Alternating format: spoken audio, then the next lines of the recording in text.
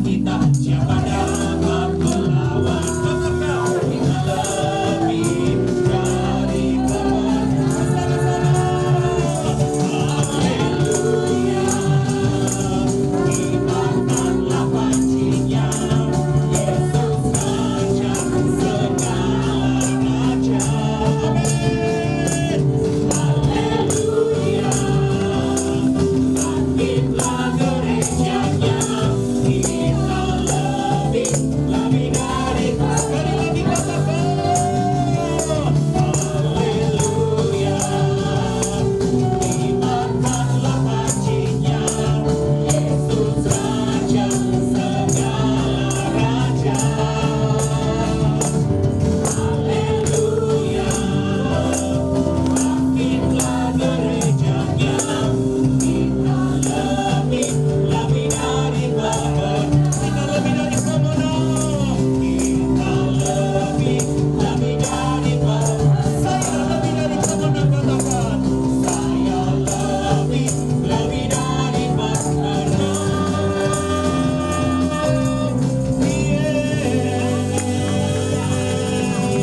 Haleluya, katakan kanan kiri muka belakang, kamu lebih daripada pemenang, bangkit menjadi pemenang. Haleluya. Silakan duduk kembali dalam hadirat Tuhan. Persiapkan hati kita untuk menerima taburan benih firman Tuhan. Haleluya.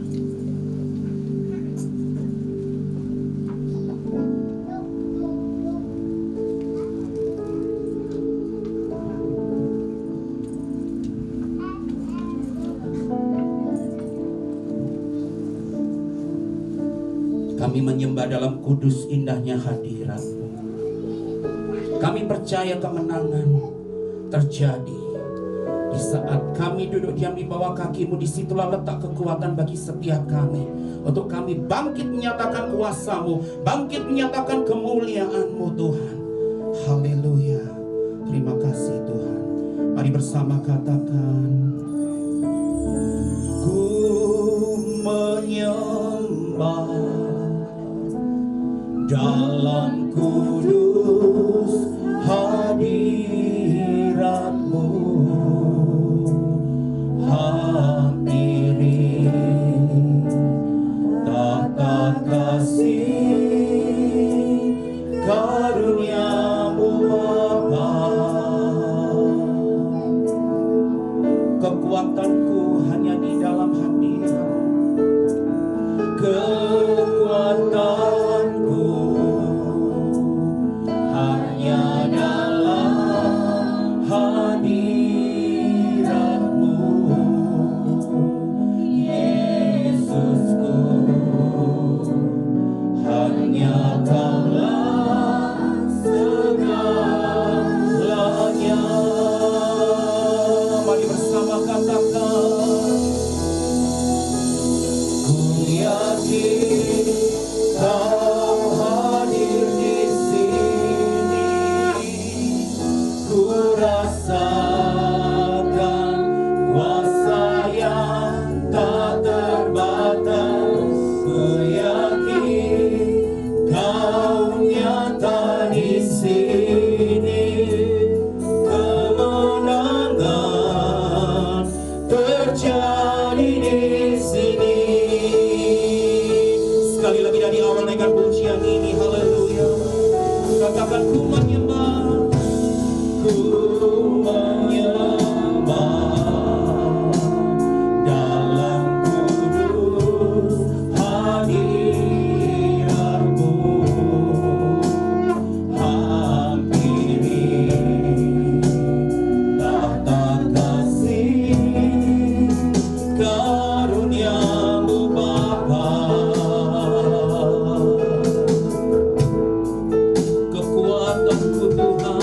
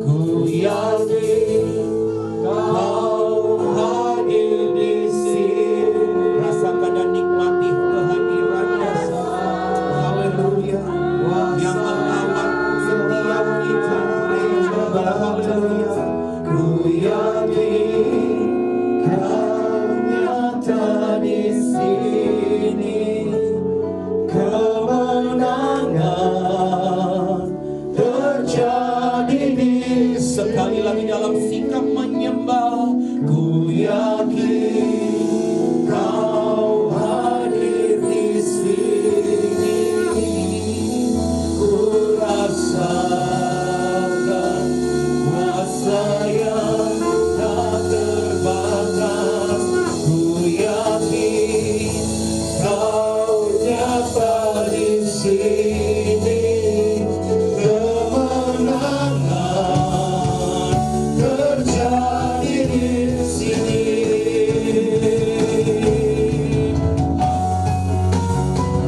Ku yakin Kau hadir di sini.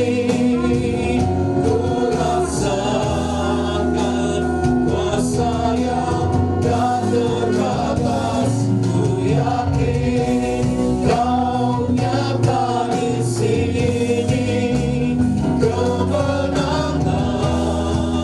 terjadi di sini. Ku yakin Kau hadir di sini. Ku rasakan kuasa yang tak terbatas. Ku yakin Kau nyata di sini. Kemenangan terjadi di sini.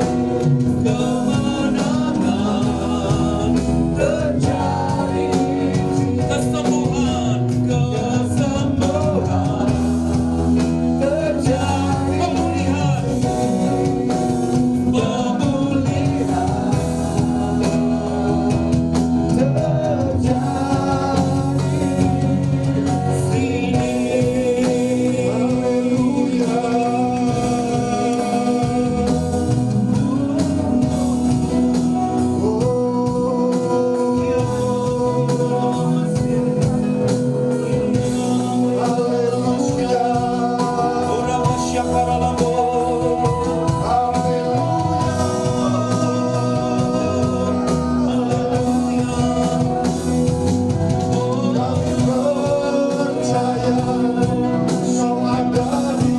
sini.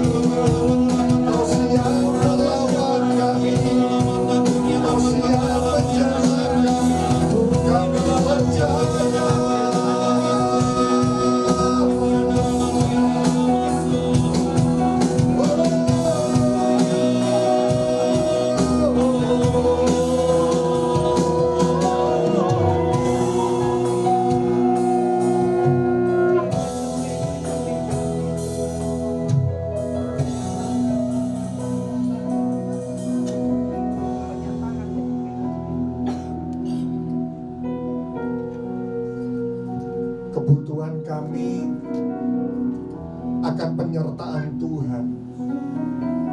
Sekali lagi kami katakan, kebutuhan kami akan disertai Tuhan. Itu sampai satu titik kami ini meyakini semua hal hebat yang bisa kami raih, yang bisa kami dapatkan, jika kami mendapatkannya itu tanpa disertai oleh Tuhan, selalu ujungnya membuat kehidupan kami ini menyimpang. Meskipun kami memperoleh hal yang hebat, hal yang memukau, hal yang mengagumkan menurut dunia, tapi jika kami mencapainya tanpa kami disertai Tuhan, itu selalu membuat hidup kami ini menyimpang. Contoh, kecerdasan penting, tapi jika kami cerdas tapi hidup kami tidak disertai Tuhan, kami mudah terpeleset untuk memanipulasi orang lain. Kami punya reputasi hebat, kami punya posisi yang tinggi, tapi jika hidup kami tidak disertai Tuhan, posisi tinggi akan memudahkan kami untuk kami menindas orang, memudahkan kami untuk berbuat sombong. Kami hidup berlimpah, itu sebenarnya baik. Tapi jika kami mendapatkannya, kami bisa mencapainya tanpa hidup kami disertai Tuhan, wow, hidup kami bisa menyimpang. Karena itu kami mengatakan dalam hidup ini, kebutuhan kami disertai Tuhan. Itu sampai satu titik, semua hal yang kami raih tanpa Tuhan, itu selalu ujungnya tidak baik buat kami. Tapi hal yang remeh yang kami kerjakan bersama dengan Tuhan, itu selalu meningkatkan kualitas hidup kami. Berarti berkualitas atau tidak itu ditentukan dari kami disertai Tuhan atau tidak. Tolong kami percaya kami beribadah ini yang kami kejar bukan cuma sekedar pemeliharaan Tuhan. Waktu kami beribadah yang kami kejar bukan pemeliharaan Tuhan, itu bukan fokus kami. Tapi yang kami kejar adalah kami masuk dalam rencana Tuhan. Buat apa hidup kami ini terpelihara? Tapi endingnya jika kami tidak masuk rencana Tuhan, buat apa? Kehidupan bangsa Israel di padang gurun itu menjadi sebuah demonstrasi pembelajaran buat kami. Bangsa Israel di padang gurun disertai Tuhan. Tidak pernah ada mujizat yang terjadi lebih hebat daripada Tuhan menyertai bangsa Israel di padang gurun. Tapi buktinya banyak di antara mereka tidak bisa masuk rencana Tuhan. Berarti waktu hidup kami terpelihara, itu bukan berarti menjadi garansi kami telah akurat masuk rencana Tuhan. Belum tentu. Tapi jika hidup kami masuk dalam rencana Tuhan, otomatis hidup kami akan terpelihara. Karena itu malam hari ini waktu kami mendengarkan firman-Mu, kami belajar, itu bukti bahwa kami ini rindu masuk rencana Tuhan. Kami bukan hanya meminta hidup yang nyaman saja, bukan Tuhan. Tapi kami minta kami masuk rencana Tuhan. Tolong kami dengan segala macam keterbatasan dan kelemahan kami.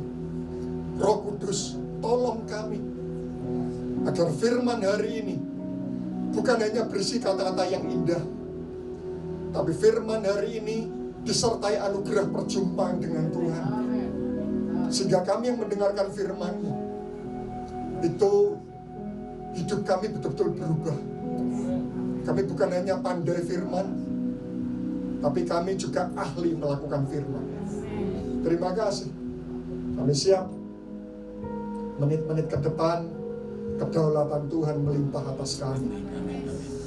Ada di dalam nama Tuhan Yesus Kristus, dan kita sama-sama berkata, amin, amin, amin. Baik, shalom Bapak Ibu semuanya. Ya, ini mulai awal lagu-lagunya tentang kemenangan ya. Terus saya mendengar tahun ini visinya bangkit dan menjadi pemenang. Ya, dan itu memberikan sebuah konfirmasi sepanjang kemarin, bukan kemarin tepatnya, sudah sekitar seminggu yang lalu saya bergumul apa yang ingin Tuhan sampaikan di tengah-tengah kita. Dan saya akan menyampaikan tema hari ini adalah menang. Visinya bangkit dan menjadi pemenang. Saya beri tema menang atas semua ujian kehidupan. Ya, saya percaya waktu Anda mendengarkan hal ini, Anda pasti bilang, oh Pak Anton, itu kami sudah sering kali mendengar tentang ujian iman. Kita ini disebut orang beriman. Yang setuju sama-sama kata amin.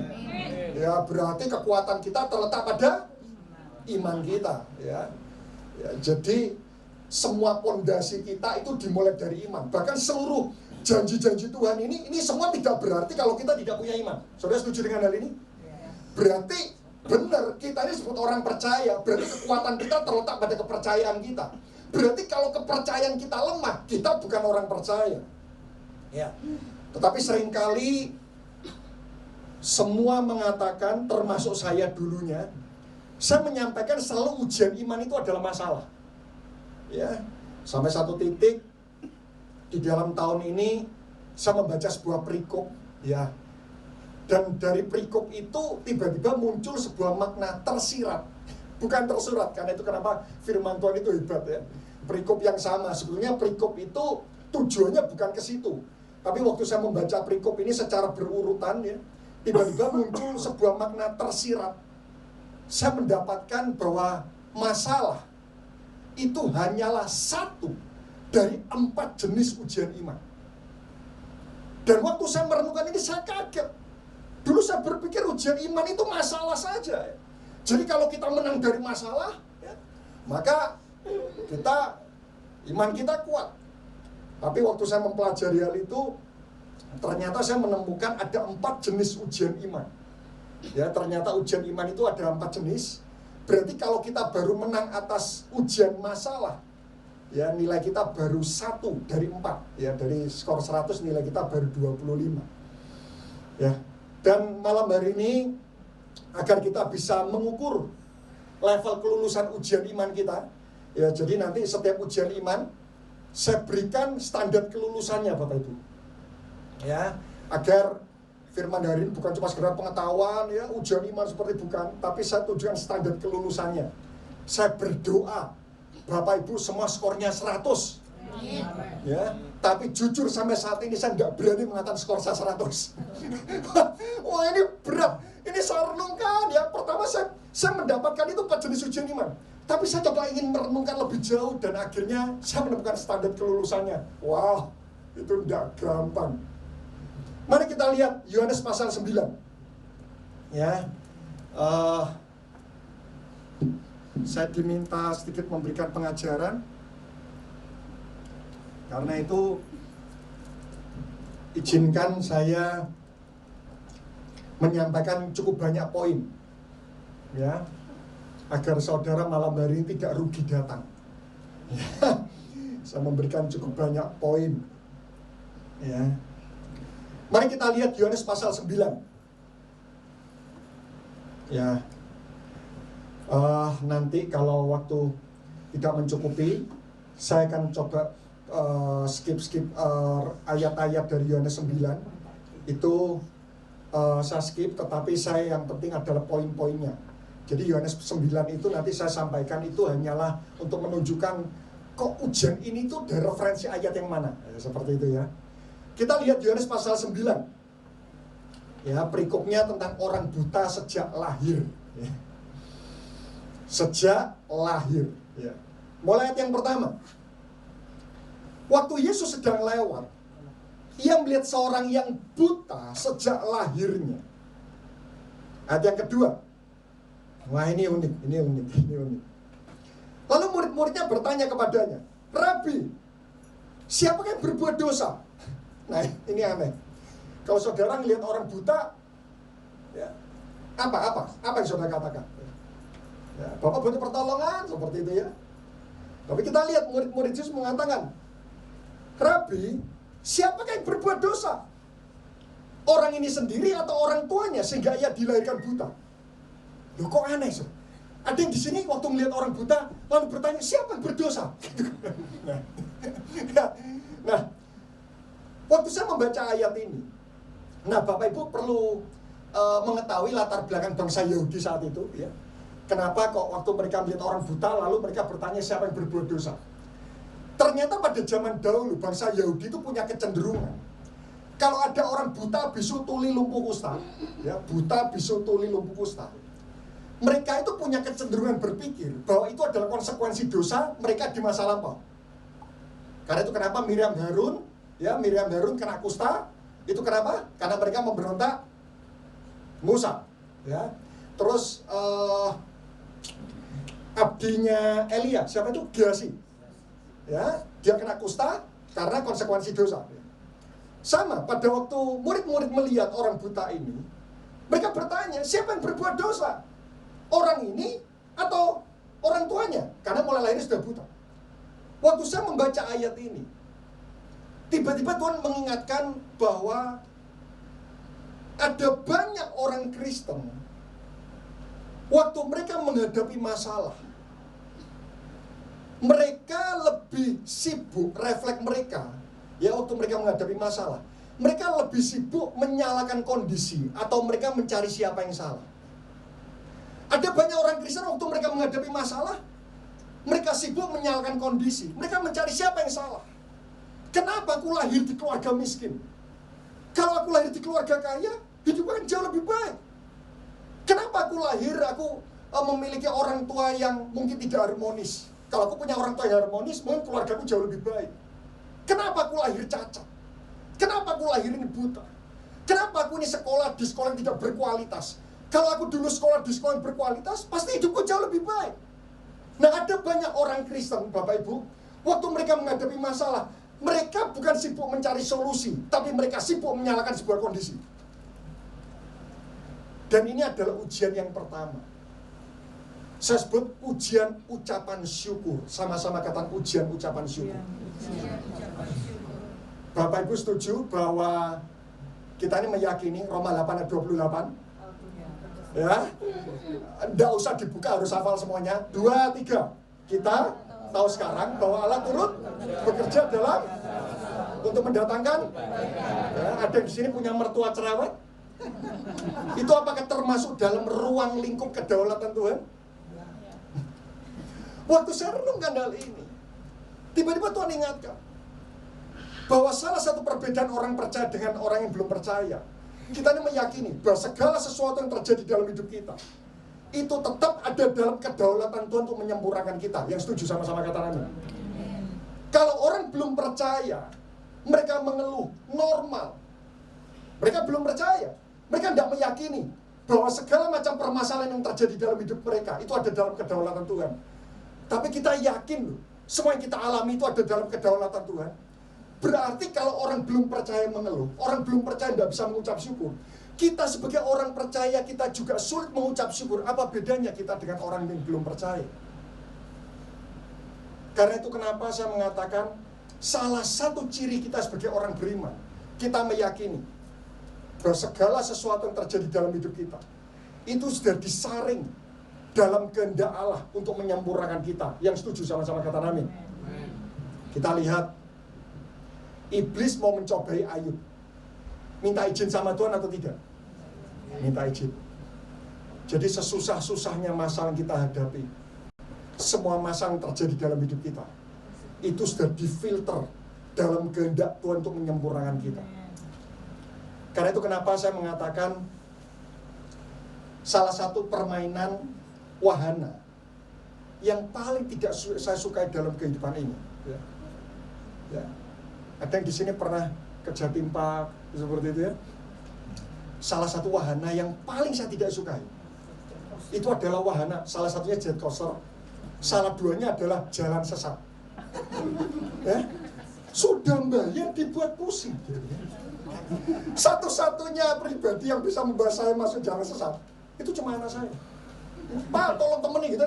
Tapi meskipun saya masuk jalan sesat, saya tidak pernah takut tersesat. Saudara setuju dengan hal ini?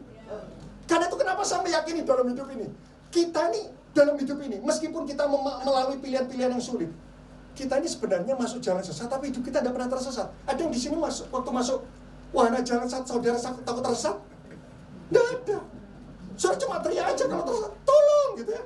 Kalau di Jatim Park itu ada tombol-tombol gitu ya. Kalau tekan tombol, tiba-tiba ada kunci-kunci untuk menunjukkan arah. Tapi kalau tidak ada tombol, kita cuma teriak aja, tolong. Itu pasti akan staf akan datang. Begitu pula dalam kehidupan ini. Sesusah-susahnya yang kita alami, orang Kristen itu meyakini gini, meskipun kita masuk jalan sesat, tapi hidup kita tidak pernah tersesat. Karena Tuhan itu selalu memegang kedaulatan penuh atas kehidupan kita. Ya. Karena itu lihat, Yohanes 9 ayat yang ketiga. Yuk, ini ujian ucapan syukur. Yohanes 9 ayat yang ketiga. Jawab Yesus. Waktu murid-muridnya bertanya, siapa yang berbuat salah? Jawab Yesus, bukan dia, dan bukan juga orang tuanya. Tetapi karena apa, Bapak Ibu? Nah, ini. Ada yang di sini pernah mengeluh karena punya istri cerewet? Tidak ada yang ngaku gitu ya. Bukan dia ya. Kadang-kadang suami istri tengkar, kamu yang salah. Lihat ini. Jawab Yesus, bukan dia, bukan juga orang tuanya. Tetapi karena pekerjaan-pekerjaan Allah harus dinyatakan di dalam dia. Jadi pada waktu murid-murid bertanya, siapa yang berbuat dosa? Bukan dia, bukan orang tuanya. Tapi ada maksud Allah di balik kebutaan. Berarti maksud Tuhan itu seperti ini. Waktu kita ngadepi masalah, refleks kita bukan mencari siapa yang salah, tapi refleks kita mencari apa maksud Allah. Bapak Ibu, saya ini adalah orang yang sangat berhitung dalam hal keuangan. Ya, kenapa? Karena saya lahir di keluarga yang tidak mudah, ya, di keluarga yang sulit. Sehingga mulai SD, saya ini sudah punya rencana anggaran biaya. Ada yang di sini SD sudah punya pengeluaran. Saya mulai SD, saya ini sudah ada pemasukan, pengeluaran, karena setiap hari saya mendapatkan uang saku 100 rupiah. Saya latih, setiap hari saya maksimal cuma belanja 50 rupiah. Ya. Kalau hari ini saya belanja 100 rupiah, maka besoknya saya tidak boleh belanja. Jadi mulai SD itu saya sudah punya rencana anggaran biaya. Ya, SMP, ya, saya mulai kerja, saya jualan coklat jago. Ada yang di sini pernah tahu coklat jago? Ya, berarti minimal di sini umurnya sama-sama senior gitu ya. Ya, karena coklat jago ya. Saya ingat dulu waktu saya SMP, saya jualan coklat jago, saya beli satu bungkus itu 900 rupiah, satu biji, saya jual 100 rupiah, ini 10 biji. Ya, saya jual 10 biji, saya untung 100 rupiah. SMP saya jualan. Saya lulus SMA, saya jualan celana jeans Levi's. Ya. Uang saku saya waktu SMA itu 100.000 per bulan. Tahun 94. 100.000 potong 10.000 per bulan, sisa 90.000. Ya, 90 ribuan. Per hari 3.000 rupiah. Saya jualan celana jeans Levi's. Itu waktu itu di mall dijual harga 150.000. Saya beli di rumah-rumah dekatnya Perak, itu saya beli 100.000. Ya. Saya beli 50.000, saya jual 100.000. Lumayan. Jadi saya jual satu celana, itu keuntungan saya sama dengan uang saku saya setengah bulan. Ya. SMA saya kerja Bapak. Dan lulus SMA, saya lumayan bisa membeli sepeda motor sendiri dari uang kantong sendiri Bapak. Saya kuliah, saya pegang 3 pekerjaan. Saya jual daster, saya jual spring bed, saya jual voucher. Itu waktu kuliah. Selesai kuliah, saya lulus kuliah, saya pegang 11 pekerjaan Bapak. Saya pegang 11 pekerjaan sampai setiap malam, itu saya pulang setengah 12 malam. Saya punya target, setiap akhir tahun, uang tabungan saya itu harus 2 kali lipat. 2 kali lipat, 2 kali lipat, 2 kali lipat. 2 jadi 4 itu mudah, 4 jadi 8 mudah, 8 jadi 16 mulai tidak mudah, 16 jadi 32 itu lebih tidak mudah lagi. Tapi tiap tahun itu 2 kali lipat terus. Saya senang sekali, Tuhan terima kasih. Tapi sampai satu titik, saya bekerja 16 tahun, tiba-tiba saya ditipu. Saya kerjasama dengan orang, saya sampai jual beli mobil waktu itu saudara, umur sekitar 26 tahunan. Hasil pekerjaan saya selama 16 tahun, itu 70% itu ditipu. Habis. Saya kumpulkan lagi, saya katakan saya ini dosa apa Tuhan? Saya kumpulkan lagi. Setelah saya kumpulkan lagi, anak saya lahir prematur. Yang satu jantungnya bocor, yang satu matanya hampir buta, minus 30. Ya, bayi minus 30, saudara bisa bayangkan itu. Matanya hampir buta dan ususnya ini hernia, itu melorot. Itu 1 hari anak saya di rumah sakit, itu sama dengan 1 bulan income saya, dengan catatan saya tidak makan, saya tidak minum, apapun itu. Habis. Setelah itu saya kumpulkan lagi.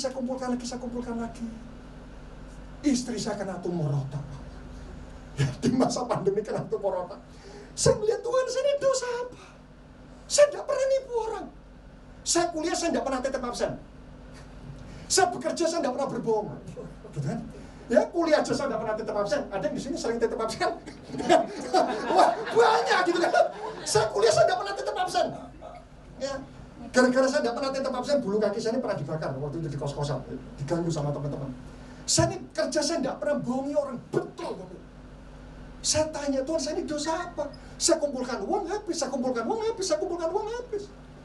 Tapi sampai satu titik, benar. Sampai satu titik saya mau belajar gini. Siapa yang di sini meyakini bahwa pondasi hidup kita ini bukan uang tapi Tuhan? Apa buktinya pondasi hidup kita ini bukan uang?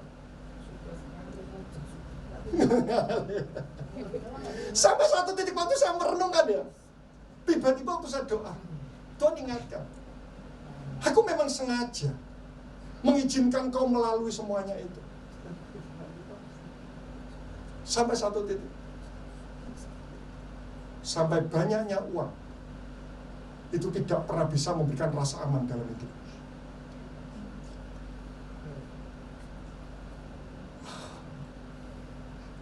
Saya tanya di sini. Saudara lebih tenang mana? Dompet saudara penuh terisi uang atau tidak? Setuju atau tidak? Makin banyak uang, orang itu makin percaya diri ngadepi masalah. Loh, betul atau tidak? Wah, di sini radikal semua. Khotbah selesai. Kita nggak bisa menutup mata. Sampai satu titik.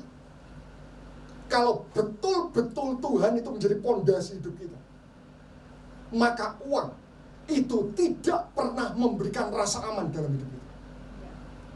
Karena tidak menutup mata, di balik uang ada yang namanya roh ketenangan. Setuju atau tidak? Heran loh, uang itu ya, suami istri itu ya, kalau uangnya itu lagi tebel, itu gampang sekali akur. Betul apa tidak? Ya, kemana-mana berlibur, ya, gitu ya.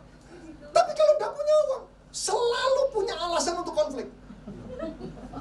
Ya. Contoh lagi. Ya. Sekali lagi uang, suatu ketika nanti lah, saya akan menyampaikan tentang 5 ciri orang yang terikat akan uang. Nah, salah satu contohnya gini.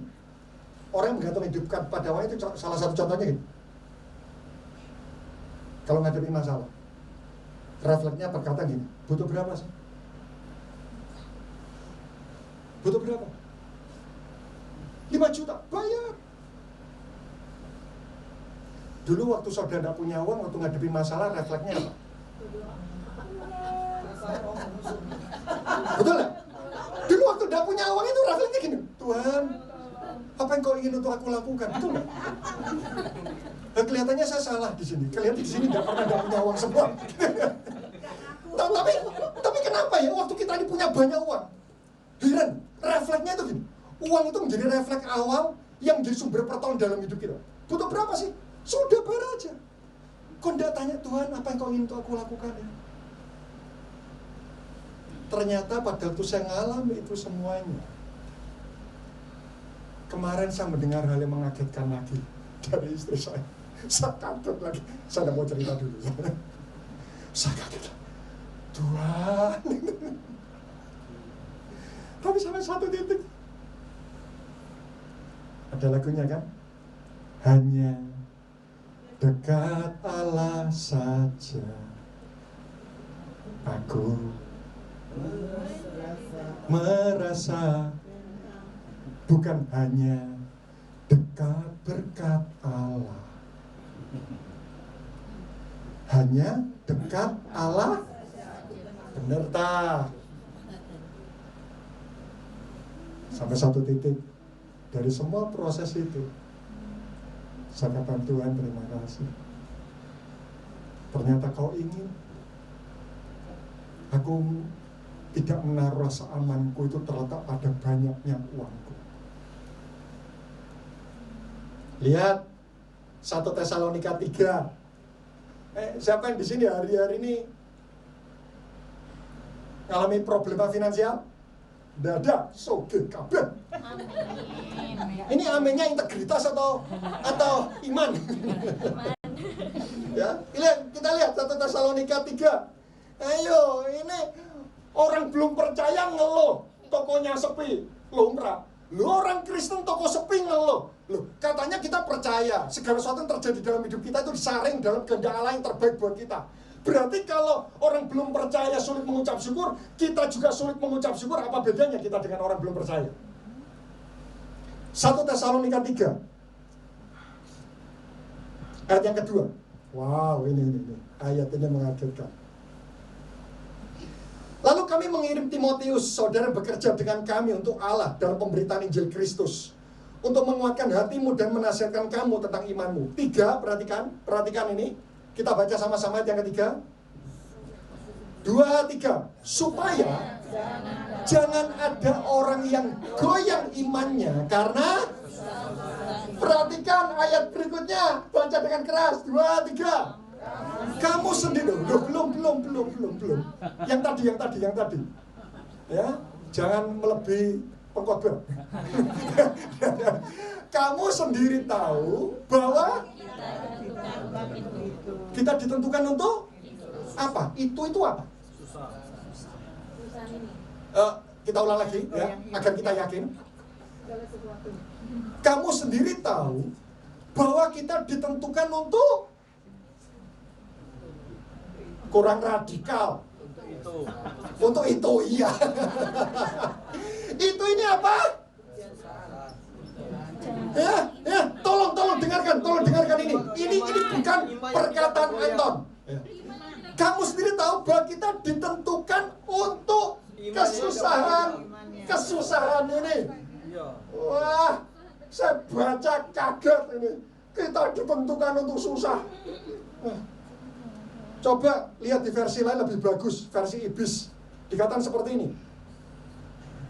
Kalian sendiri tahu bahwa penderitaan itu termasuk dalam rencana Allah buat kita.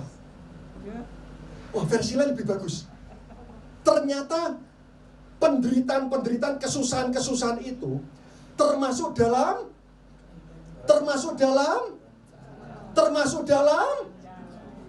Anda datang ke sekolah, tidak salah difitnah, termasuk dalam siapa yang hari-hari ini saudara sempat susah?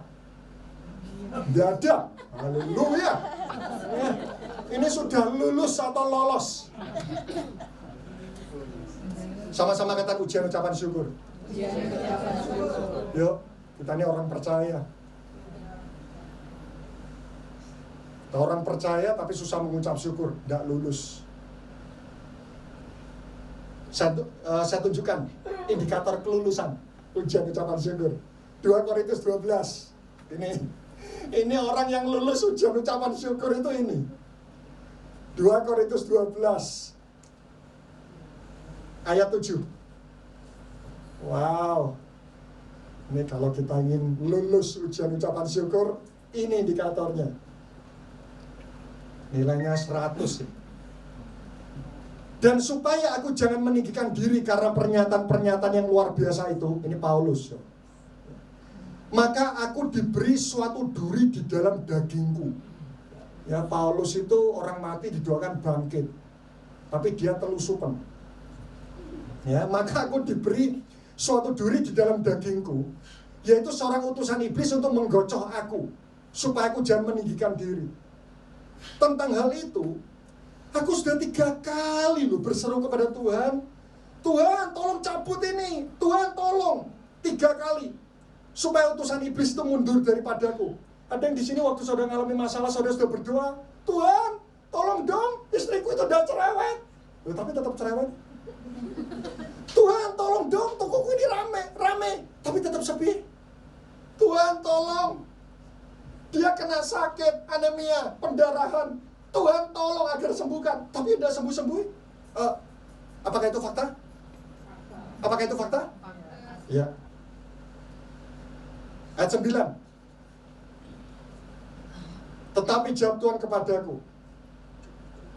Wah, ini. Tuhan, tolong istri sembuh ya. Nah, ini betul. Cukuplah kasih karuniaku bagimu. Sebab justru dalam kelemahanlah kuasaku menjadi sempurna. Perhatian berikutnya. Sebab itu terlebih suka aku bermegah atas kelemahanku. Kok bermegah atas kelemahan tuh, saudara?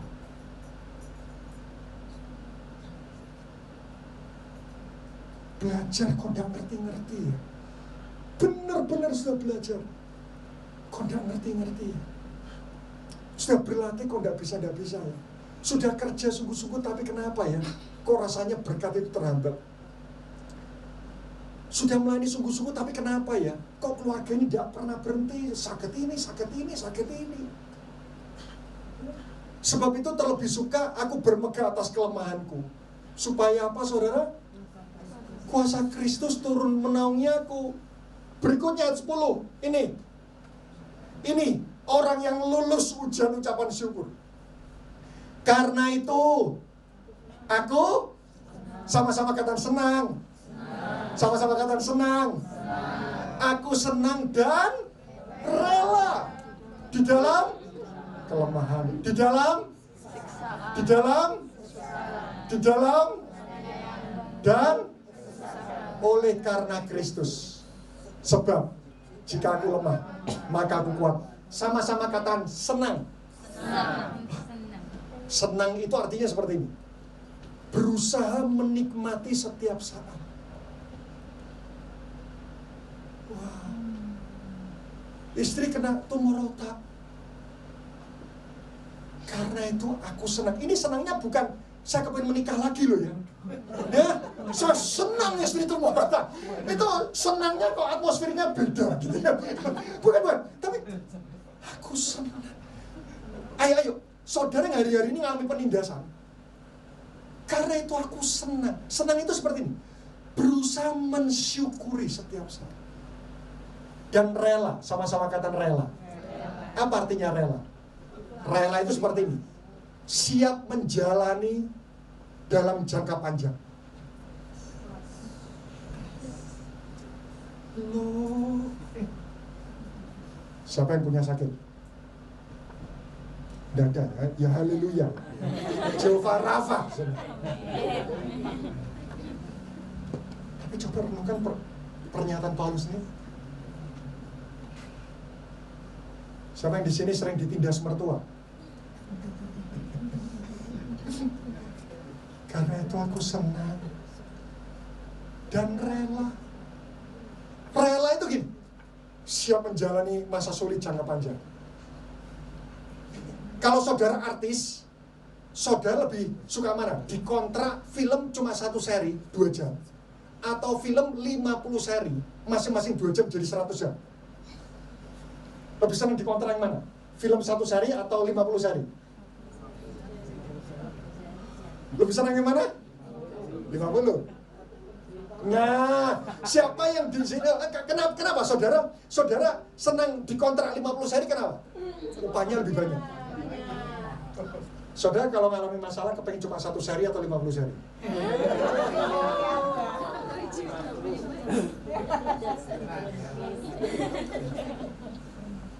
Bapak Ibu, teman-teman, adik-adik yang saya kasihi, yang saya sayangi, yuk, firman ini bukan cuma sekedar tahu ya.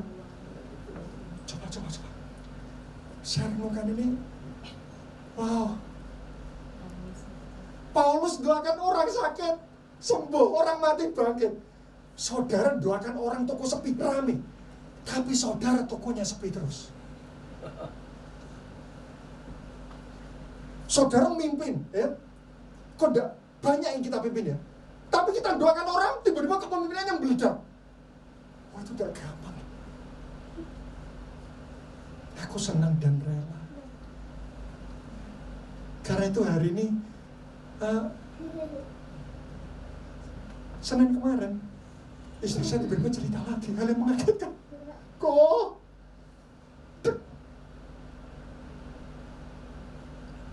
ayat ini tiba-tiba muncul.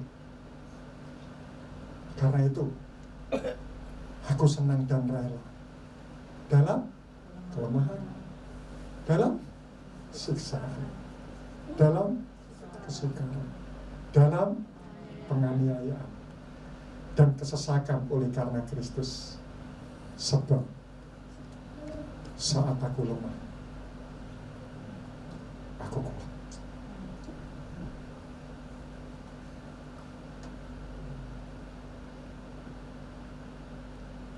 Saya berdoa kita lulus ujian ucapan syukur. Apa standar kelulusannya tadi? Yang pertama, senang. Yang kedua, rela. Nanti yang sering konflik suami istri bilang, aku senang kamu cerai. Aku rela kamu suka marah. Itu Aduh.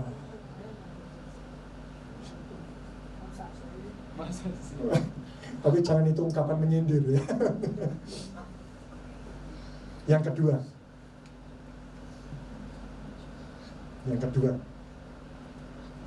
Yohanes pasal 9 ayat yang keempat. Sekali lagi saya berdoa kita semua lulus ujian ucapan syukur. Yohanes 9 ayat yang loncat aja deh, langsung ayat yang kelima. Selama aku di dalam dunia, akulah terang dunia. Ya, ini kembali lagi tentang orang buta tadi sejak lahir. Setelah ia mengatakan semuanya itu, ia meludah ke tanah dan mengaduk ludahnya itu dengan tanah. Lalu mengoleskannya pada mata orang buta tadi dan berkata kepadanya, pergilah basuhlah dirimu dalam kolam Siloam. Siloam artinya yang diutus. Maka pergilah orang itu, ia membasuh dirinya lalu kembali lagi dengan matanya sudah melek. Ya. Yang kedua, akhirnya orang buta ini dia mengalami janji Tuhan. Ya. Ujian iman yang kedua, saudara bisa catat, saudara bisa ingat. Kalau tadi yang pertama ujian apa Bapak Ibu? Ujian ucapan syukur. Ujian yang kedua, ujian kepercayaan terhadap setiap janji Tuhan. Ya. Menurut Bapak Ibu janji Tuhan itu ada berapa banyak? Ada berapa banyak? Ada berapa banyak? Banyak. Saudara setuju enggak? Percaya itu bukan sistem paket. Percaya itu satu persatu. Ya. Buktinya ada orang yang saya percaya, saya curhat sama kamu, tapi saya tidak percaya menitipkan anak saya kepada kamu. Saya percaya saya bisa menitipkan anak saya kepada Anda, tapi saya tidak percaya bisnis sama Anda. Berarti setuju enggak? Percaya itu bukan sistem paket. Bukan berarti kalau kita percaya sama seseorang seluruh hidup kita percaya. Belum tentu. Sama kita dengan Tuhan. Janji Tuhan itu ada banyak. Karena itu kenapa poin kedua ini saya tulis ujian kepercayaan terhadap setiap janji Tuhan. Tapi janji Tuhan itu kan ada banyak. Tapi dari semua janji Tuhan, saya coba sarikan, saya coba rangkum, dan ternyata semua janji Tuhan itu berawal dari minimal 30 jenis identitas Jehovah. Nah, di sini saya tidak tahu ini ada berapa Jehovah. Ya, jadi setiap Jehovah ini akan menghasilkan banyak janji Tuhan. Ya. Tapi dari 30 jenis Jehovah, ya, setiap sifat Jehovah ini ternyata punya benang merah satu sama lain. Karena itu kenapa dari 30 jenis Jehovah itu saya sarikan lagi. Jadi saudara hari ini menerima paket efisien. Jadi dari 30 jenis Jehovah, ya, dari banyak janji Tuhan saya saring 30 jenis Jehovah. Dari 30 jenis Jehovah itu saya rangkum lagi. Itu saya cari jenis-jenis Jehovah itu yang tidak terlalu punya benang merah satu sama lain. Dan ternyata saya menemukan itu ada 4 jenis identitas Jehovah. Jadi kalau saudara meyakini 4 identitas ini, saudara sudah hampir menghidupi tentang 30 jenis identitas Jehovah, dan saudara sebagian besar menghidupi dan meyakini seluruh kebenaran firman. Nah, saya akan tunjukkan 4 jenis identitas Jehovah ini. Ya. Ada beberapa ada di tempat ini. Yang pertama, nanti saudara baca sendiri ya, saudara tulis saja ayatnya. Saudara baca sendiri di rumah, meskipun saya tidak meyakini nanti saudara di rumah saudara akan membaca. Ya, saya tidak yakin saudara, tapi saudara tulis saja dong. Yang pertama itu adalah Jehovah Jireh. Ya. Ayatnya Kejadian 22:14. Tuhan menyediakan. Apa? Tolak ukur keberhasilannya Allah itu Jehovah Jireh apa? Pas butuh, pas ada. Kalau pas butuh tetap tidak ada. Atau pas tidak butuh ada terus. Indikator Jehovah Jireh itu salah satunya tadi yang saya sampaikan. Uang itu tidak bisa lagi memberikan rasa aman buat Anda. Loh, ada banyak orang itu kalau uangnya banyak itu merasa aman, termasuk saya.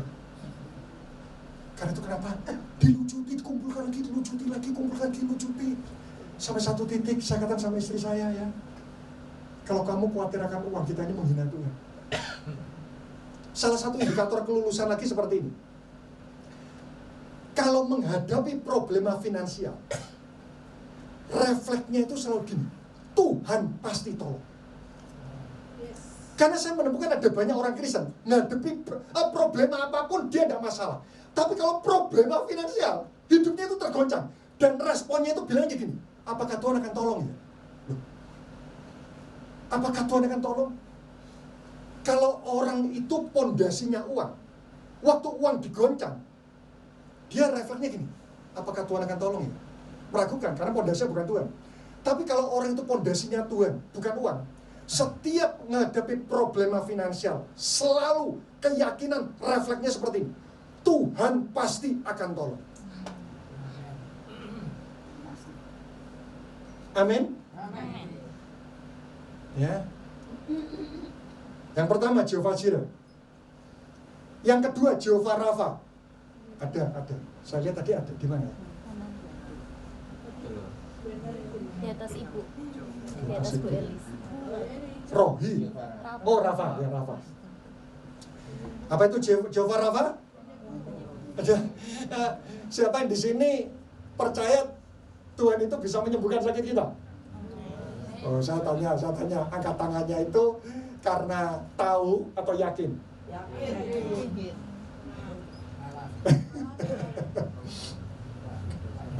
Ngalami permasalahannya. Saya mulai bertobat. Saya ini sudah yakin Tuhan itu penyembuh. Tapi keyakinannya cuma di sini. Saya mengamati orang yang yakin Jehovah Rafa itu jika kalau tidak dia atau orang yang terdekat dengan dia itu mengalami mujizat kesembuhan, baru dia itu yakin. Tapi kalau orang lain yang dia tidak kenal, aku disembuhkan, kok masih belum terlalu yakin betul-betul ya dalam hati. Tapi kalau sudah kita atau orang terdekat dengan kita, betul kita melihat dia mengalami mujizat, tiba-tiba keyakinan itu muncul. Saya tidak pernah mengalami Jehovah Rafa, tapi saya yakin betul Jehovah Rafa. Kenapa?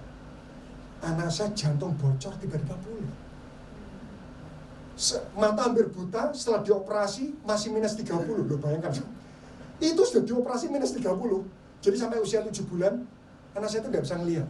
Karena anak saya kembar, saya bisa membandingkan. Tapi sampai suatu ketika, waktu saya mau bawa ke Jakarta, itu tiba-tiba di bandara. Dia duduk di depan saya, tiba-tiba dia tersenyum. Loh, saya kaget. Loh, kok tersenyum? Terus saya ajak bermain gini, dia bisa ngelihat. Wah, Tuhan ini sembuh ini. Saya tetap bawa ke Jakarta. Dan waktu sampai di depan dokter, dia cek, dia tanya, Pak, kenapa dibawa ke sini? Loh, minus 30. Loh, mana minus 30? Saya tunjukkan rekam medis. Dokter yang di Jakarta itu sampai telepon dokter Surabaya, kamu kenapa kok menyuruh pasienmu ke sini? Dia tidak ada masalah apa-apa. Dari situ saya meyakini betul, Allah itu Jehovah Rafa. Kenapa? Anak saya ngalami. Orang lain yang tidak saya kenal ngalami, kok tidak muncul ya keyakinan ya. Tapi kalau sudah kita atau orang terdekat kita ngalami, itu tiba-tiba muncul berkeyakinan Tuhan itu betul-betul Jehovah Rafa. Yang ketiga, Jehovah Nisi atau Jehovah Sidkenu. Ya, Sidkenu saya lihat tidak ada di tempat ini. Oh, ada. Oke. Wah, di sini enak berarti ya mengapakannya. Ya. Apa itu Jehovah Sidkenu? Tuhan adalah kebenaran kami. Apa tolak ukur orang meyakini Jehovah Sidkenu? Dia itu meyakini ya, bahwa setiap apapun yang dikatakan Tuhan, kalau kita melakukan meskipun itu sulit, pasti endingnya adalah kebaikan. Jehovah Sidkenu itu seperti ini, Tuhan adalah kebenaran kami. Jadi setiap kali baca firman, yakin meskipun susah, kita melakukan endingnya pasti kebaikan. Ya, itu Jehovah Sidkenu. Yang keempat adalah Jehovah Syafat. Ada enggak? Syafat, bukan pendoa. Jehovah Syafat itu adalah Tuhan adalah hakim yang adil. Ya. Tuhan adalah hakim yang adil. Nah, ciri-ciri, waduh, ini orang kalau yakin Allah itu Jehovah Syafat ya, dia difitnah, tenang. Ahok difitnah, bilangnya apa? Gusti boten. Ini kalau orang Kristen Jehovah Syafat ya, difitnah ya. Itu loh, dia melakukan ini. tenang saja. Tuhan itu hadir. Jadi harusnya orang Kristen nggak perlu gundah kalau ada di fitnah. Justru ada katakan sama dunia, fitnahlah saya. Dia tenang saja. Ya, diganggu. Saudara datang ke pengadilan. Di pengadilan itu orang benar bisa salah, orang salah bisa benar. Betul? Tapi kalau kita itu Jehovah Syafaat ya. Saya kerja, saya punya rekan kerja. Saya kerja rajin, gaji 3 juta. Teman saya kerja ngantukan, gaji 3 juta. Itu kalau tidak yakin Allah Jehovah Syafaat, dia malas gaji 3 juta. Aku rajin gaji 3 juta, ya malas saya. Tapi kalau dia itu yakin Allah Jehovah Syafaat, Tuhan itu hakim yang adil. Semua yang kita lakukan dihitung sama Tuhan. Saya kerja, Tuhan hitung. Oh gajimu lainnya 5 juta. Tapi kamu dapat dari bosmu 3 juta. Memangnya aku tidak bisa memberikan 2 juta. Dari lini-lini yang lain untuk memberkati kehidupan. Sementara orang yang malas, Tuhan lihat, lo ngantungan, ini dihitung gajinya mestinya 500.000, tapi ditransfer 3 juta. Memangnya Tuhan tidak bisa memindahkan uang 2,5 juta dari orang yang malas, itu dipindah kepada orang yang rajin. Kekayaan orang berdosa disimpan bagi orang benar.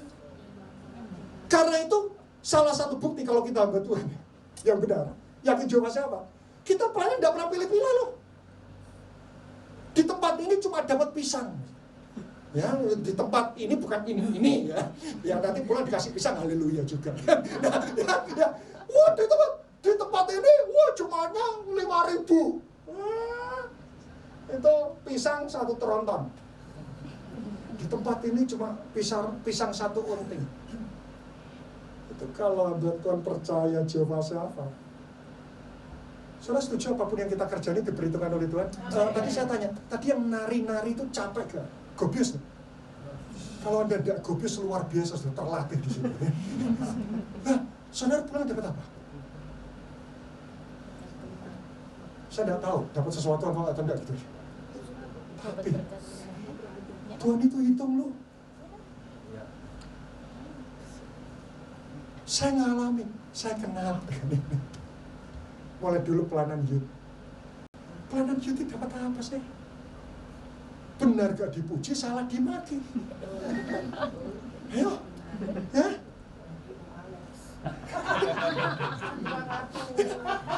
Tidak dapat apa-apa. Dulu saya pikir waktu plan youth ya, dapat apa? Tapi setelah saya menikah, saya tidak menyesal mulai youth saya pelayanan. Tuhan itu hitung. Dulu waktu kamu muda, kebutuhanmu tidak banyak. Pelayananmu semua upahnya kusimpen.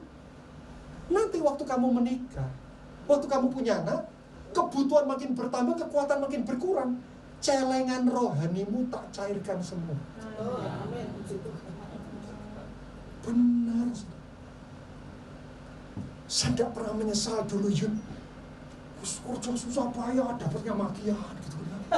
Saya pernah ngelayan ya betul-betul dicengkeweng gini. Kamu tidak tahu saya siapa gitu. Masya Allah Tuhan. Itu benar saudara. Tapi ternyata Tuhan hitung loh. Setelah saya menikah, saya heran ya. Seolah-olah saya ngerjakan itu layannya dapat upah 7. Tapi kenapa dapat 11 ya? 4-nya itu Tuhan cairkan. Dari celengan yang saya tabur di masa muda, saya berkeringat, saya mencucurkan segala sesuatu itu Tuhan. Loh kalau bos di bumi aja, kita bekerja buat bos di bumi. Bos di bumi memberi upah. Loh apalagi kalau dia memberi upah Tuhan. Masalahnya Tuhan itu sudah maha kaya, dia maha murah hati. Sudah, kalau pelayanan sama Tuhan jangan hitung-hitungan. Nggak dapat sesuatu di bumi, Tuhan simpan. Dan suatu ketika tetap Tuhan limpahkan di muka bumi. Lu ada orang ngomongin, kita pelayan di bumi, nanti upahnya di surga. Tuh, ya saya tidak setuju. Maksud cuma di surga? Ya di surga saya dikasih emas buat apa? Jalan di surga di emas semua. Enggak. Saudara bisa lihat ada ayatnya. Upahmu itu juga Tuhan berikan di bumi. Sudah kalau orang itu yakin Jehovah Syafaat ya, tenang, kerja duduk best terus. Sudah, yang lain pelayanan datang mepet-mepet. Yang ini datang sungguh-sungguh persiapan. Memangnya Tuhan tidak hitung semua itu kah? Yang ketiga, yuk. Yang ketiga, saya langsung menusuk ke poin intinya aja ya. Yang tadi ujian pertama, ujian apa? Ucapan syukur. Mari Bapak Ibu, kita orang percaya, kita yakin Tuhan itu megang kedaulatan penuh atas kehidupan kita. Tidak ada mengeluh. Ya. Yang kedua ujian, mempercayai setiap janji Tuhan. Saya sarikan 4 jenis Yehova. Yang ketiga, nanti saudara lihat referensinya dari Yohanes tentang kisah orang buta tadi. Yohanes 9 ayat 13-16. Itu poinnya adalah ujian hidup dalam kasih yang murni. Kenapa kok dari semua 48 karakter Kristus yang dimunculkan kasih? Mari kita lihat 1 Yohanes pasal 4 ayat yang ke-7. 1 Yohanes pasal 4 ayat yang ke-7. Loh, ujian iman kok tiba-tiba muncul kasih ya? Nah ini saya tunjukkan. 1 Yohanes pasal 4 ayat yang ke-7. Saudara-saudaraku yang kekasih, marilah kita saling mengasihi. Sebab kasih itu berasal dari Allah. Dan setiap orang yang mengasihi lahir dari Allah dan mengenal Allah. 8. Barang siapa tidak mengasihi, ia tidak mengenal Allah. Sebab Allah adalah bukti kita percaya kepada Tuhan, kita kenal Tuhan. Ya, kalau orang kenal Tuhan, dia pasti percaya. Dan bukti orang mengenal Allah, hidup dalam kasih. Berarti kalau orang menyimpan kebencian di luar Allah. Saya beri contoh ya. Siapa di sini pernah benci? Tidak ada. Berarti di sini semua Tarsan semua. Tidak pernah hidup dengan manusia. Siapa pernah benci? Saya tanya sana. Orang tidak kenal Tuhan, endingnya masuk kerajaan surga atau kerajaan maut? Kerajaan maut. Ada orang Kristen, dia benci sama orang. Alkitab katakan, jika engkau tidak mengampuni, Tuhan tidak mengampuni. Berarti kalau saya ini seorang pelayan Tuhan, saya percaya Tuhan, tapi saya benci orang, Tuhan mengampuni saya enggak? Kalau Tuhan tidak mengampuni saya, ending saya kerajaan maut atau kerajaan surga? Lalu apa bedanya saya dengan orang belum percaya? Dan ada bedanya. Karena itu kenapa salah satu kriteria ujian iman itu adalah hidup dalam kasih yang murni. Kenapa saya mengatakan kasih yang murni? Ayo kita lihat Lukas pasal 6. Ini indikator kelulusan hidup dalam kasih. Ya, karena iblis itu juga ada hebatnya. Iblis itu tahu kasih itu penting. Karena itu kenapa iblis itu kasih KW. Tahu KW? KW? Keramik itu ya, karena kebetulan saya ini kontraktor. Keramik KW1 itu hampir tidak bisa dibedakan asli. Cuma selisih 1 mili. 1 mili loh. Itu KW1. KW2 ada 1 lubang jarum. Loh, KW itu tidak kelihatan. KW itu seperti, jamku Rolex misalnya. Wah, Rolex kelihatannya Rolex. Tapi kapan ini kelihatan palsunya? Kalau saya datang kepada pabrik Rolex. Nah, iblis itu pintar. Kasih itu penting. Karena itu kenapa iblis ciptakan kasih KW. Agar kita berpikir kita hidup dalam kasih, tapi ternyata itu bukan kasih yang murni. Kita lihat contoh-contoh kasih yang KW. Lukas pasal 6 ayat 32. Ya. Lukas 6 ayat 32. Ya, setelah ini saya selesai, kurang lebih 1 jam lagi saya akan selesai. Lukas 6 ayat 32. Ya, ini kasih KW yang pertama. Dan jikalau kamu mengasihi orang mengasihi kamu, apa jasamu? Karena orang-orang berdosa pun mengasihi juga orang-orang yang orang baik sama saya baik sama dia. Saya berbuat kasih. Tuhan bilang, orang berdosa pun mengasihi juga orang-orang mengasihi mereka. 33.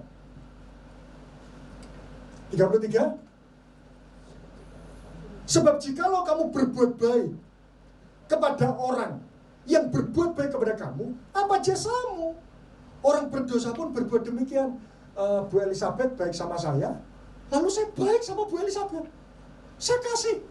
Ya apa bedanya dengan orang berdosa? Orang berdosa melakukan hal itu atau tidak? Jangankan orang berdosa, ya. Saya punya teman anjing pitbull. Pitbull pun melakukan. Apakah pitbull itu pernah dibaptis Roh Kudus? Loh, pitbull itu anjingnya nevisin. Itu juga anjing pelindung. Meskipun tuannya pukul kepalanya sampai pecah, anjing pitbull itu tidak akan pernah menerkam tuan. Itu pitbull. Pitbull, kenapa saya punya teman, dia punya 9 anjing pitbull. Lalu dia punya satu anjing coco, anjing yang lucu itu. Nah, anjing yang lucu ini anjing juara. Suatu ketika anjing yang lucu ini ya nakal, dia tidak sadar diri. Jadi anjing pitbull itu kakinya digigit gitu ya. Terus suatu ketika anjing pitbull ini marah, dia gigit ini anjing coco ini. Digigit itu punggungnya. Nah, saudara perlu tahu anjing pitbull itu kalau dia gigit, itu kalau tidak sampai mati, jadi dia itu tidak akan melepas gigitannya sebelum kepalanya didor. Jadi meskipun dia dipukul, dia bersimbah dari dia kalau gigit, itu sedang gigit sampai mangsa itu mati. Itulah pitbull. Nah, anjing ini, pemiliknya ini bilang gini, saya punya 9 anjing pitbull, tapi saya cuma punya 1 anjing juara. Dipukul kepala pitbull, sampai pukul kepalanya itu sampai berdarah betul. Tapi anjing tidak mau melepaskan sampai betul-betul mati. Setelah anjing kecil ini mati, dia lepaskan gigitannya. Dia mendekati tuannya. Kepalanya ini diringkukkan ke telapak kaki tuannya. Meninggal. Dia tidak mau merekam tuannya. Itu pitbull. Dia tahu siapa yang sudah berbuat baik sama dia. Berarti kalau kita berbuat baik kepada orang yang berbuat baik kepada kita, apa bedanya kita dengan saya tidak tahu pitbull itu nanti diselamatkan Tuhan atau tidak, saya tidak tahu. Jadi jangan bangga, aku berbuat baik sama kamu karena kamu berbuat baik. Tidak dihitung kasih yang murni, tidak dihitung, karena orang berdosa pun melakukan. Ini saya sebut kasih yang sewajarnya. Wajar, tidak usah dibahas. Dia ngomong, Tuhan aku baik loh sama dia. Tuhan bilang, dia baik sama kamu. Iya, tidak usah dibahas. Lukas 6 ayat 34. Dan jikalau kamu meminjamkan sesuatu kepada orang, ya, karena kamu berharap akan menerima sesuatu daripadanya, apa jasamu?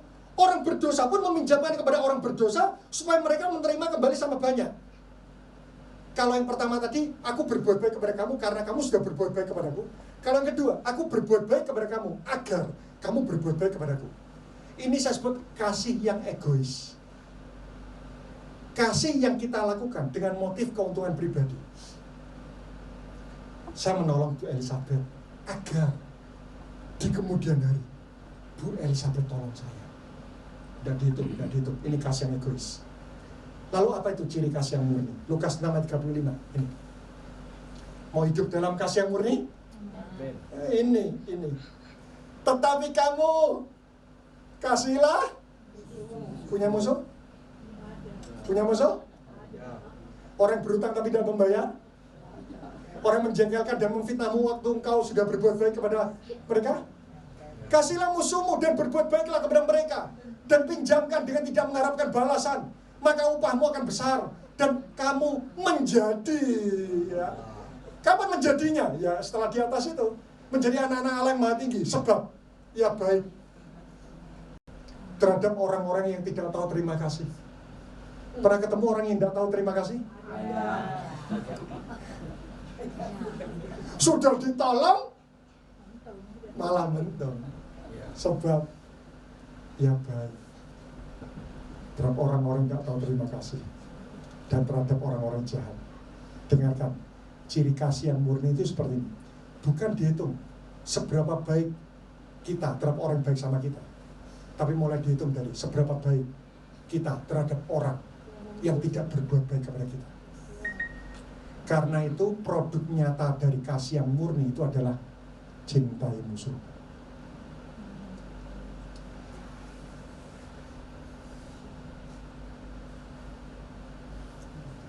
Siapa musuhmu? Gereja lain, Pak. Ini tambah lebih ngeri lagi. Loh, ini antar gereja. Kadang-kadang orang Kristen itu lebih bisa mengasihi orang agama lain daripada sama orang Kristen. Antar gereja bisa tengkar.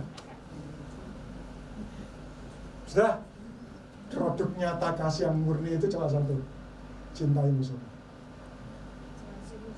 Karena itu kenapa saya bingung kalau ada orang cerai, itu hidup dalam kasih atau tidak?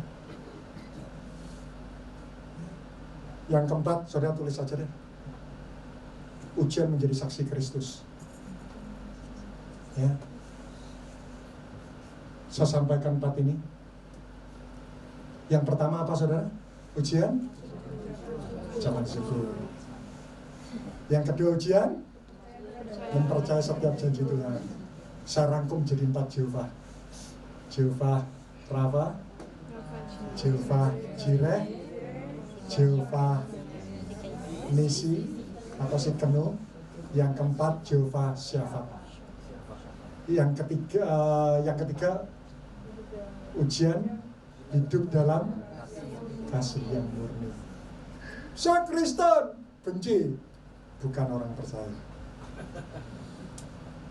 Yang keempat, ujian menjadi saksi Kristus. Mari kita berdoa. Ya Tuhan, ya Tuhan, ya Tuhan.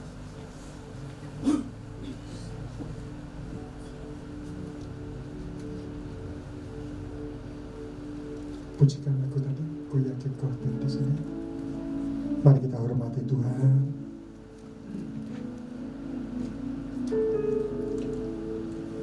Ku yakin kau hadir di sini. Ku rasakan kuasa yang tak terbatas. Ku yakin kau nyata di sini. Kemenangan terjadi di sini. Ku yakin kau hadir di sini. Ku rasakan kuasa yang tak terbatas.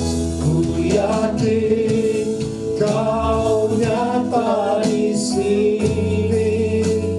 Kemenangan. Mari sama-sama kita bangkit berdiri. Ya Tuhan, ya Tuhan.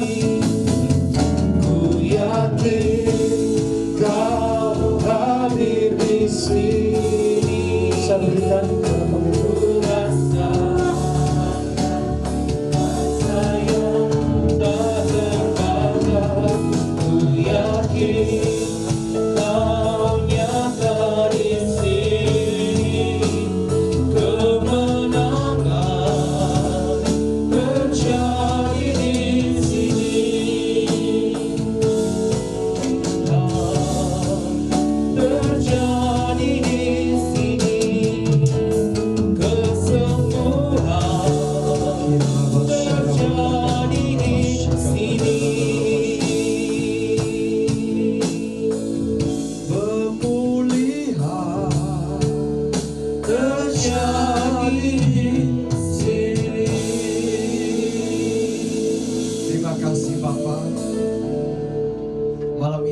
Sedang mengajar kepada setiap kami anak-anak-Mu. Bapa rindu agar setiap kehidupan kami memunculkan sebuah kualitas kekristenan yang Tuhan inginkan. Bapa ingin anak-anak yang hidup sesuai dengan apa yang menjadi kerinduan hati Bapa, yaitu firman Tuhan yang hidup dan hidup dalam kehidupan kami. Engkau sedang mengajarkan apa itu namanya kesetiaan, apa yang namanya kasih yang tidak terbalaskan, yaitu kasih agape. Tuhan, sesungguhnya kami tidak sanggup, kami tidak berdaya, Banyak perkara Tuhan, hanya Engkau yang memampukan kami. Hanya Roh Kudus yang memampukan kami. Terus bergerak sesuai apa yang Bapa inginkan. Mari Tuhan Roh Kudus ajar kami, tegur kami, didik kami, dan bahkan Roh Kudus mengurapi kami, memampukan kami, sehingga kami bukan karena kekuatan, tetapi oleh anugerah dan karunia iman itu, kami boleh berdiri, berjalan dalam apa yang Tuhan tetapkan dalam hidup kami.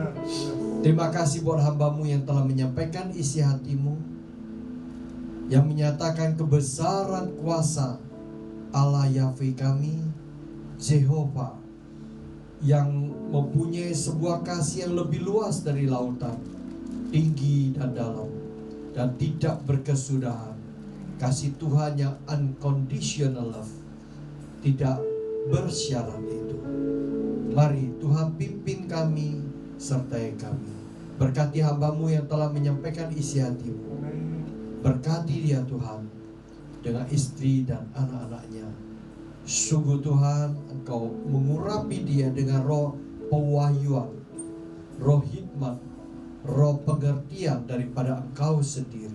Biar dimanapun Engkau mengutus hamba-Mu, di situ ada rahasia surga yang dibentangkan.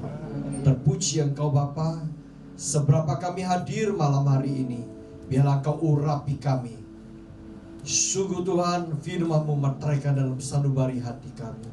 Biarlah benih itu bertumbuh Tuhan. Terpuji Engkau Bapa. Dalam nama Tuhan Yesus kami mengucap syukur, kami berdoa. Amin. Amin. Silakan. Oke, pengumuman ditayangkan, silakan duduk Bapak Ibu yang dikasih Tuhan. Ini ada menara doa Ebenezer, Selasa dan Jumat jam 11.30 sampai jam 1.30. Di sini ada juga nanti ada Zoom, link Zoom, yang silakan kontak dengan Ibu Sheni sebagai koordinatornya, sebagai ketua dari Menara Doa. Dan di situ ada banyak, kita punya butuh ditopang doa, saling mendoakan. Di situ juga kita akan belajar banyak tentang bagaimana berdiri buat kota dan bangsa. Oke, next. Cawan doa hari Sabtu jam 8 sampai jam 2. Ada 3 sesi, jam 8 sampai jam 10, jam 10 jam 12, jam 12 sampai jam 2. Kita wajib terpanggil untuk mengisi cawan. Selagi kita mengisi cawan buat negara dan bangsa, sesungguhnya kita sedang mengisi cawan buat diri kita sendiri. Amin. Nah ini oke, next. Ibadah hari Minggu. Ini bukannya udah diganti ya? Bapak Tony Ardi Uyono. Oke. Nanti Tony Ardi ya. Jadi hari Minggu silakan bawa jiwa-jiwa untuk bisa menikmati bersama. Saya percaya malam ini semua diberkati Tuhan, saudara. Lebih berkati kisah tentang pitbull. Saya baru tahu pitbull kalau gigit itu gak lepas. Jangan sekali-kali mengganggu pitbull agar supaya gigitannya tidak tertancap dalam hidup kita. Artinya pitbull itu ya ini. Ya, tahu pitbull ya. Jelek sekali wajahnya, yang paling jelek di antara anjing itu. Pitbull. Saya punya teman namanya Liu Limato, punya pitbull. Berkali-kali dia jatuh karena kekuatan pitbull menarik kejar. Kepada Bapa, terimalah pengorbanan daripada Allah Kristus Yesus Tuhan yang begitu mengasihi Engkau sehingga Dia rela berkorban di atas kayu salib untuk menebus dosa-dosamu. Allah Roh Kudus, Allah penolong yang menyertai Engkau di dalam pengenalan akan Engkau. Tuhan memberkati setiap kami sehingga kami tetap berada di dalam koridor-koridor Tuhan, menjadi pelaku-pelaku firman Tuhan. Pulanglah dengan membawa membawa sukacita, damai sejahtera daripada Tuhan, berfungsi menjadi pelaku firman Tuhan. Dimanapun kau berada, jadilah berkat. Di lubung-lubungmu, dimanapun kau, terima kasih. Terimalah berkat ini dengan penuh ucapan syukur. Dalam nama Tuhan Yesus yang percaya katakan, Amin.